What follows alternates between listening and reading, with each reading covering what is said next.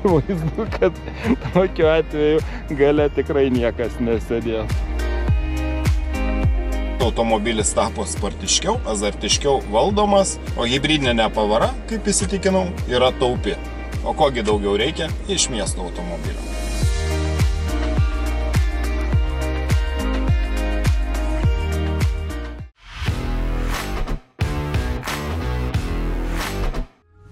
Štai čia už mane stovintis automobilis visą laiką buvo vienas iš mano favoritų, kai kalbame apie mažus B klasės SUV arba crossoverius automobilius.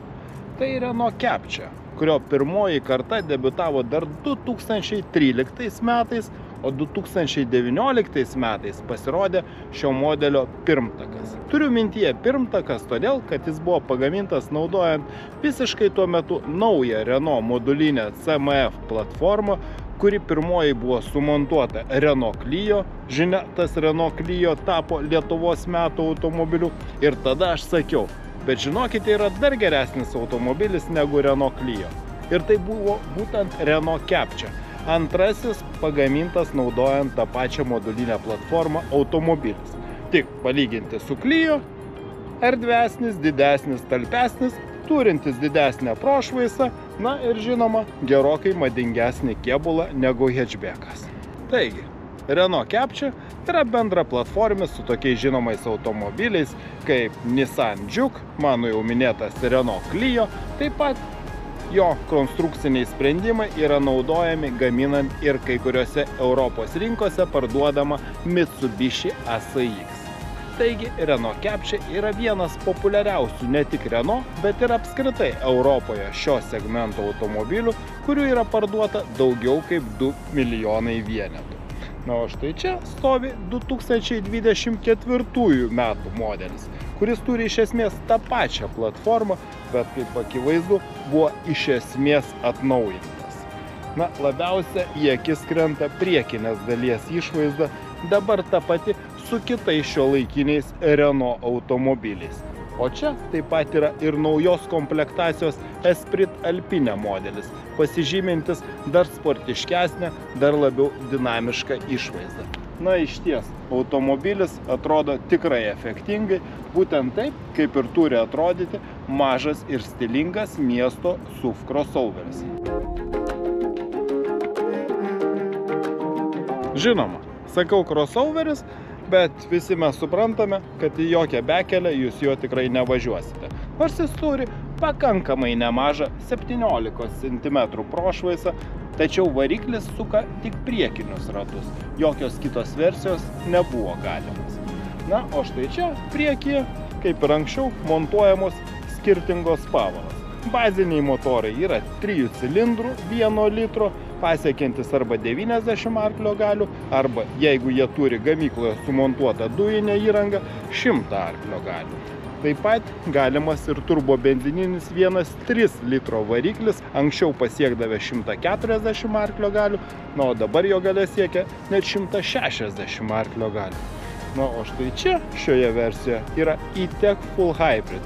Hibridinė versija, kurios pagrindas yra atmosferinis 1,6 litro variklis, dirbantis kartu su elektros motoru ir kurio bendra galia siekia 145 arklio galias. Kaip aš jau įsitikinau kitose Renault hibridinėse versijose, ši pavara tikrai pasižymi dideliu efektyvumu.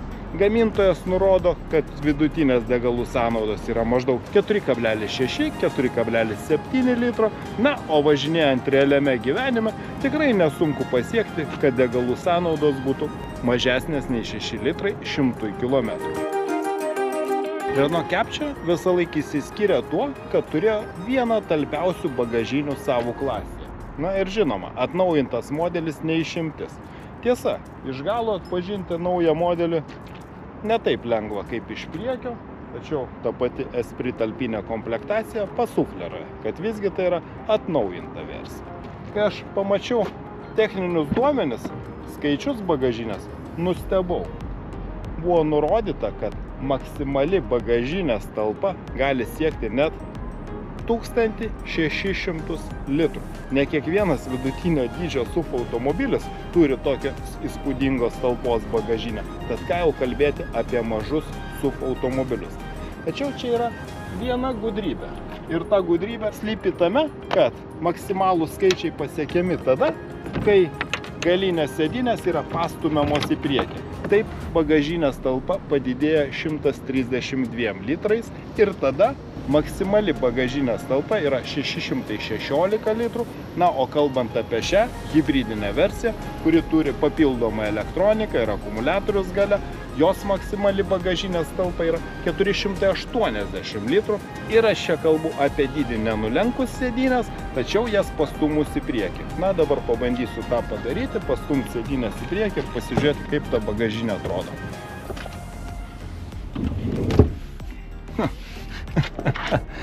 Akivaizdu, kad tokiu atveju gale tikrai niekas nesėdės.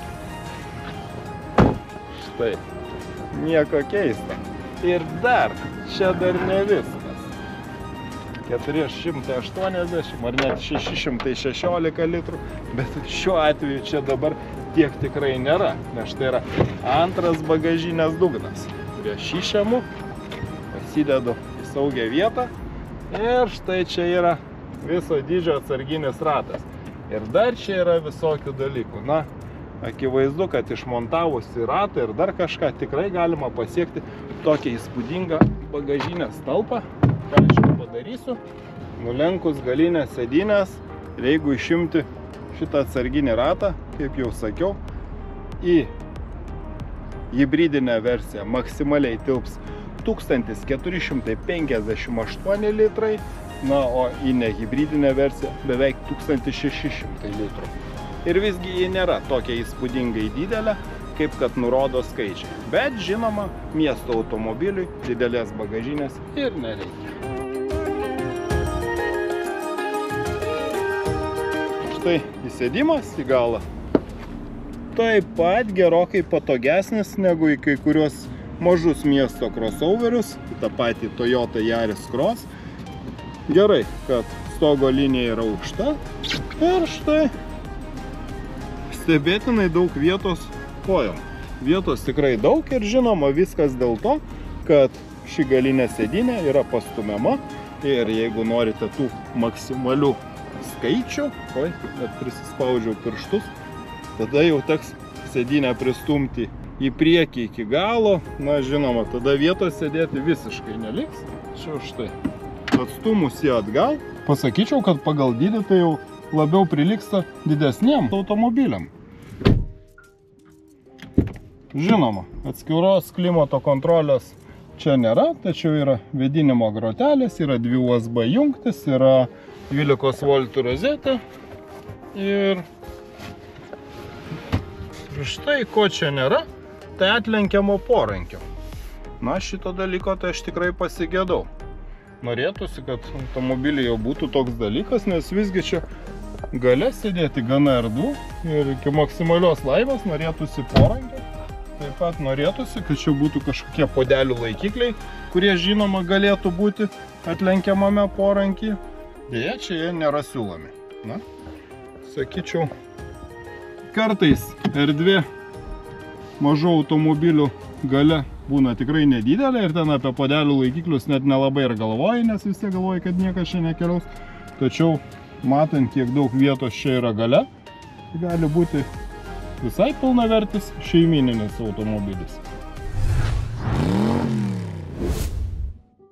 Palyginti su naujausiais Renault modeliais, tokiais kaip Espace, Scenic, elektrinių Megane, Rafale, tai visgi akivaizdu, kad čia yra senesnės kartos automobilio salonas, kadangi štai prietaisų skydelis atskirai, multimedijos ekranas atskirai, nėra vientiso ekrano, tačiau technologijos taip juda sparčiai į priekį, kad kur tu ten suspėsi pavyti.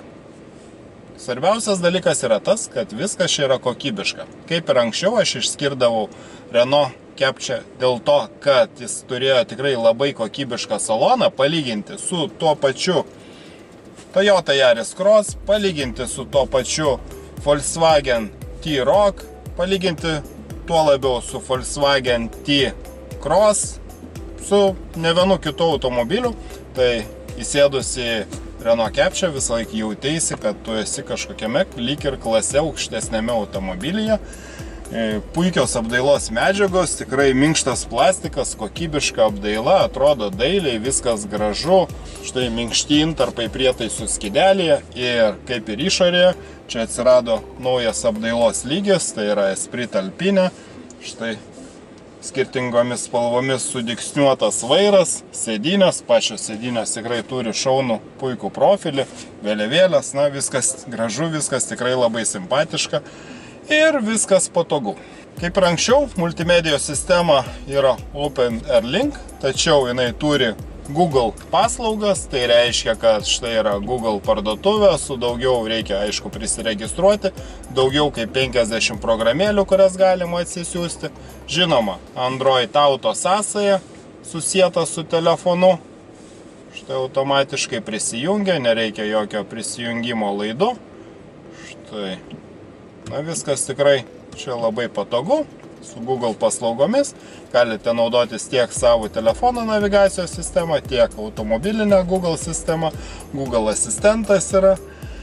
Na, dėl multimedijos sistemų ir ypač palyginti su konkurentais, tai tikrai šis automobilis yra aukštumoje.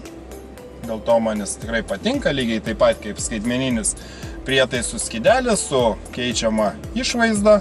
Štai galima netgi atvaizduoti ir žemėlapį per visą ekraną. Viskas tikrai labai šiuolaikiška. Na, aš čia matau kelis pasikeitimus. Pirmą atkreipiu dėmesį, kad štai nebeliko pasukamų valdiklių, reguliuoti temperatūrą. Ir dažniausia, taip siekiant sutaupyti, visas tas klimato kontrolės valdymas būna sukoncentruotas ekrane, tačiau ne. Štai čia yra klavišai, kuriais galima valdyti temperatūrą. Tai tikrai pagrindiniai klavišai yra čionais, jais naudotis patogu.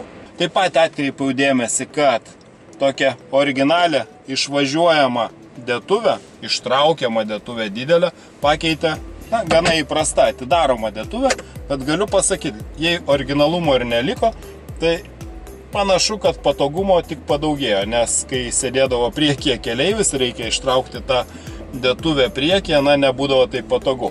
O dėtuvė tikrai gili. Štai A4 formato lapas, jis ten paskęsta. Ir aš va dabar persisveręs galiu automobilio tos dėtuvės dugną pasiekti, tačiau jinai tikrai įspūdingo gilio, įspūdingo dydžio. Tad dėl dėtuvės dydžio tikrai jokių priekaištų.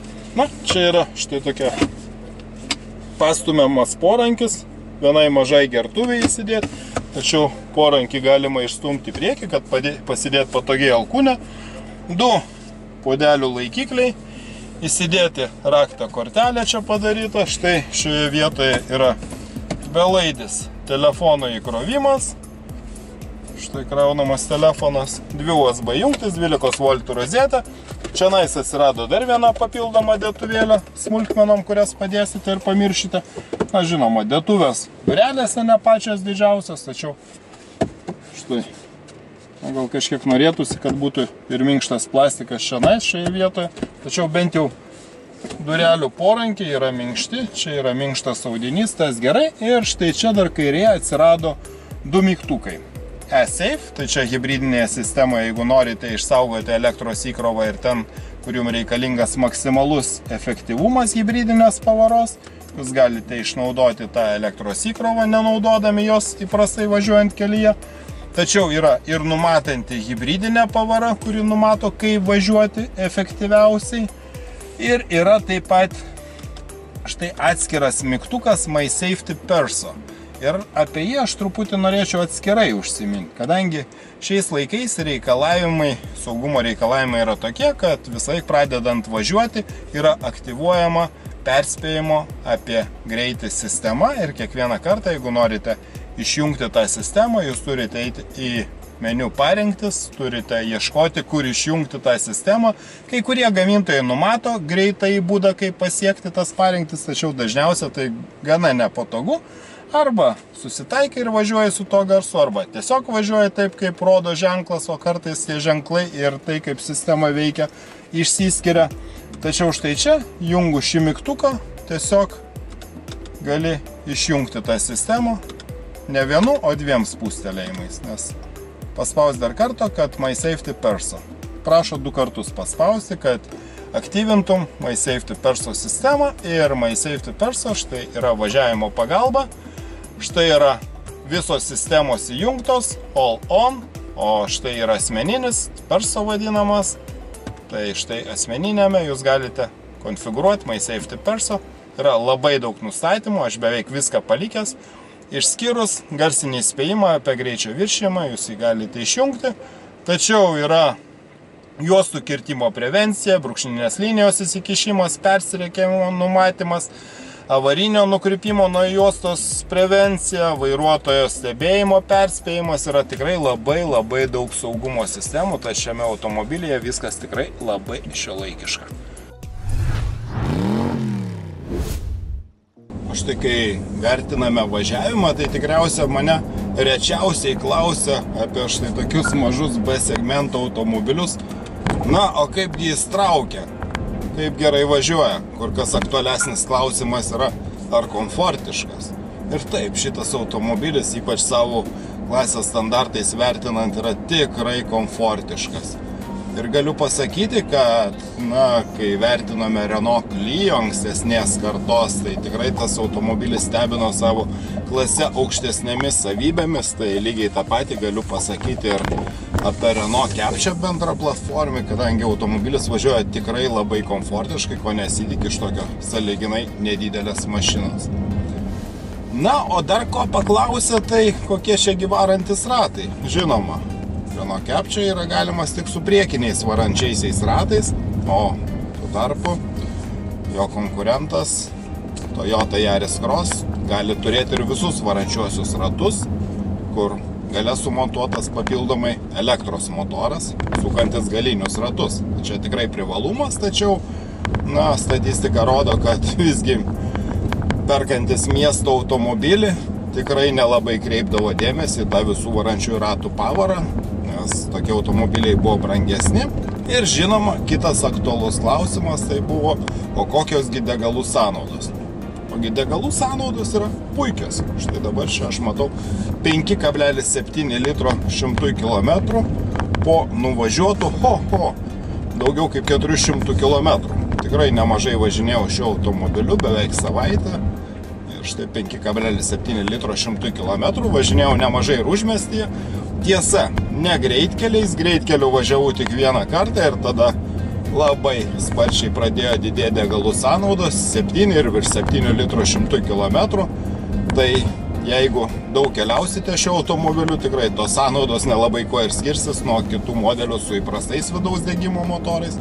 Tačiau važinėjant mieste, degalų sąnaudos yra tikrai labai efektyvios, 5,7 litro 100 km, tai yra puikus rezultatas, bet kaip jau ir minėjau, čia yra pasiekta daugiausia važinėjant mieste arba užmiestyje 90 km/h greičiu.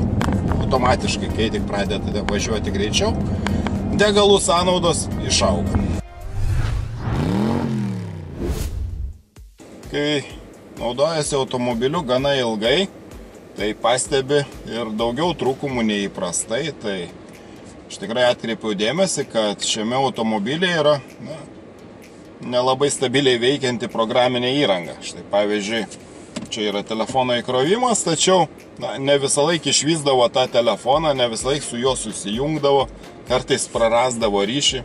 Žinoma, tai gali būti ir telefono savybės, tai čia toksai nėra 100% dalykas, kad tikrai tai yra problema su programinė įranga, tačiau tokie dalykai, kai štai, pavyzdžiui, pradingdavo garso reguliavimas čia svirtelėmis prie vairo ir tekdavo reguliuoti tik šioje vietoje, netgi stumdant čianais nepavykdavo pasididinti, pasimažinti garso.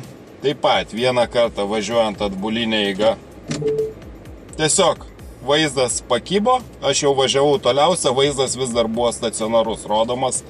Tad, tokiu atveju galėjau netyčia ir įvažiuoti kažkur tai.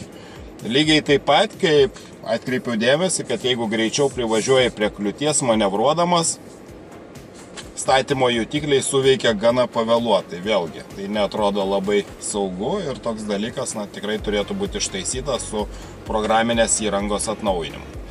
Tai čia būtų tokie pastebėti dalykai, bet kokiu atveju.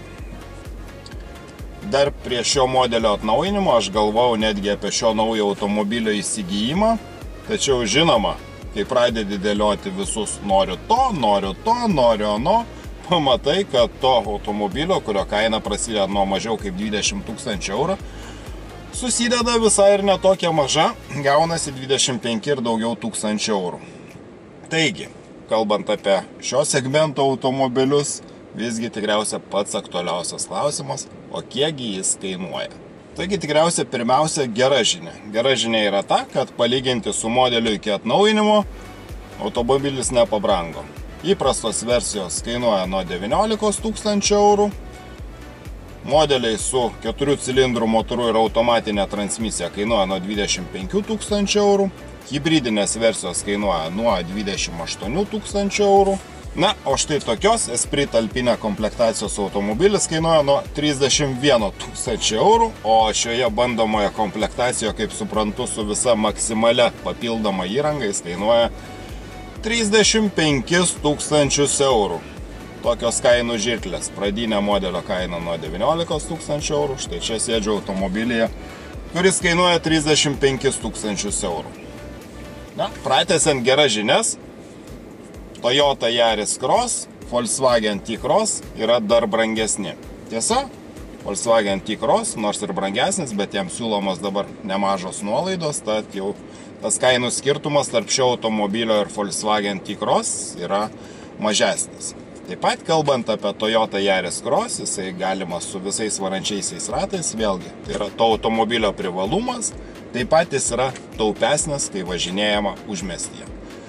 Na, palyginti su tuo pačiu Yaris Cross, čia tikrai geresnė apdaila, tikrai geresnė aplinka, tikrai viskas atrodo labiau kokybiškai negu tikrai gana estetiškas, nors ir neseniai atnaujintas Toyota Yaris Cross.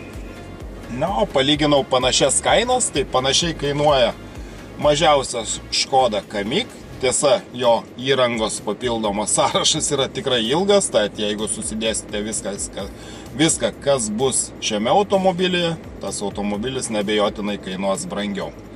Dar vienas konkurentas, tai tikriausiai Seat Arona, Škoda Kamiq ir Volkswagen T-Cross bendra platformis, turi gerokai mažesnį papildomos įrangos sąrašą ir kadangi markė mažiau populiari, mažiau žinoma, tai ir kainos yra mažesnės, kainuoja panašiai kaip Renault Captur.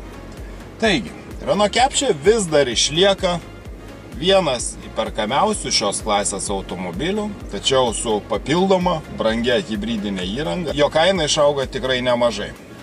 Aš labai norėčiau, kad šitas automobilis turėtų galimybę turėti automatinę transmisiją ir su mažesniu 1 litro motoru, ne tik su 1,3 litro turbobenzininiu motoru, nes 160 arklio galių tokios klasės mašinai tikrai toli gražu ne visą laiką reikia, tad automobilis būtų įperkamesnis. Iš kitos pusės, matant dinaminius parametrus su 1 litro motoru, kai automobilis įsibėgėja gerokai per daugiau nei 10 sekundžių iki 100 km/h, žinoma, miesto automobiliui tai nėra svarbus rodiklis, kur kas svarbiau, kaip jis įsibėgėja iki 50 km/h. Vėlgi, tas automobilis būtų dinamiškas, nebent pavėjui. Tačiau jeigu aš ieškočiau automobilio reikalingo važinėti mieste, tai tikriausiai Renault Captur būtų vienas iš pirmųjų pasirinkimų, nes visgi tai yra vienas įperkamiausių šios klasės automobilių. Su atnaujinimu tiek jo išorė atrodo dar labiau efektingai, nors ir prieš tai atrodė tikrai nebjauriai. Tiek ir salone sėdėti malonu, liesti kokybiškas medžiagas, būti kokybiškai aplinkoje.